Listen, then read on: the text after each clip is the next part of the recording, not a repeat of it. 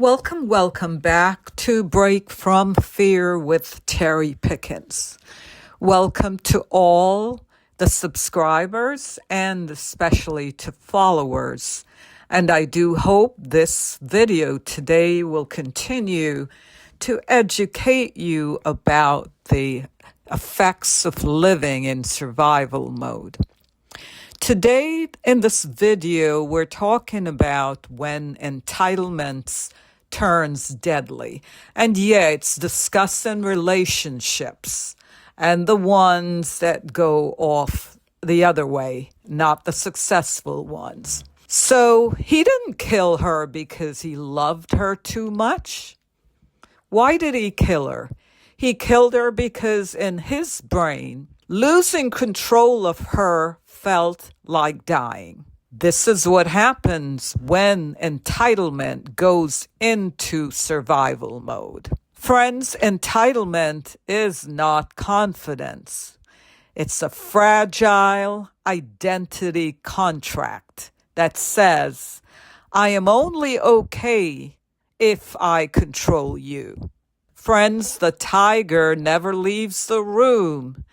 In today's video, the tiger is referring to fear pretty much in all our videos because survival mode is the engine that drives it, is fear. The statistic shows that lethal entitlement in intimacy relationships is overwhelmingly male perpetrated.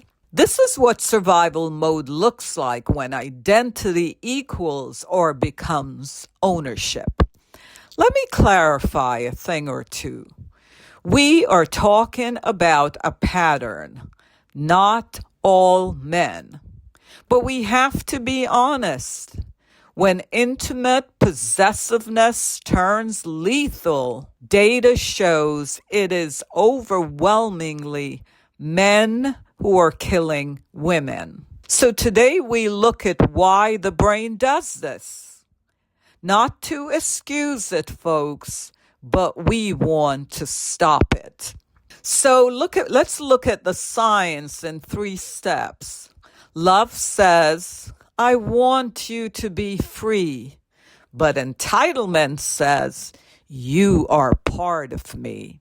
Friends, brain scans show that the possessiveness lights up the same reward centers as addiction.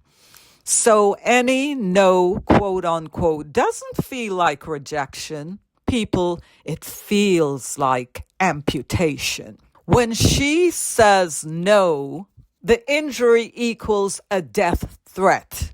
When she leaves or she takes any form of autonomy, his dorsal anterior cingulate, which is the brain's physical pain center, screams and the hormone cortisol floods. Just a reminder, that's our stress hormone. Our brakes, which is the prefrontal cortex, goes completely offline. Now remember, we can't, that's our brakes. If it goes offline, then it's like driving a car at 200 miles an hour with nothing to stop you. So he can't think about tomorrow. He can't think about her fear or how she's feeling. He can't even think about their kids. He can only think threat, quote unquote. Friends, survival mode needs a story to justify anything. I call it the deadly license. So entitlement gives that story. And the story sounds like, she owes me. She made me this way. If I can't have her, no one can. And empathy shuts off and control feels like survival. Remember, when you're in survival, the concept is kill or be killed. So is there a pattern? Yes, there is. The pattern tells how the violence escalates. It rarely starts with the violence. It starts with 4 simple patterns. One is monitoring the phone, monitoring her location, checking out the clothes. The second is to isolate the person. So in isolation, your friends, telling her your friends don't like us. The third one, he begins using proprietary language. My woman, you owe me, quote unquote. And the last one is when the separation spikes. This is the most dangerous time after she leaves. Once she leaves, that's where the spike happens. So if you hear yourself in the first three patterns I just mentioned, monitoring, isolation, using that language, this is your interrupt moment. This moment is survivable. So what breaks survival mode? How do we interrupt it? For those who feel the possessiveness, start building a self. Start building up your self-esteem and build a self that can survive your partner saying no, quote unquote. Breathe, take a pause, take accountability. Say to yourself, my worth is not measured by her staying. Then for those of you on the receiving end, you are to trust the escalation. It is going to escalate, and it has escalated because control is not love. Let me repeat that. Control is not love. It is not your job to heal his survival mode state. Real strength is not holding your partner tighter. It's opening your hand and still knowing who you are.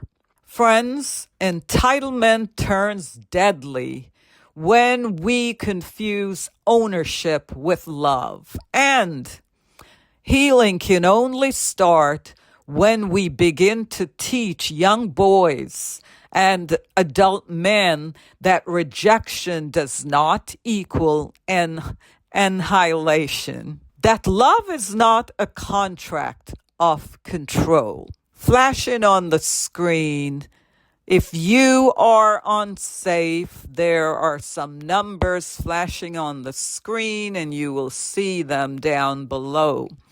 If you recognize this pattern as yourself, I want you to go Google and search healthy relationship behaviors.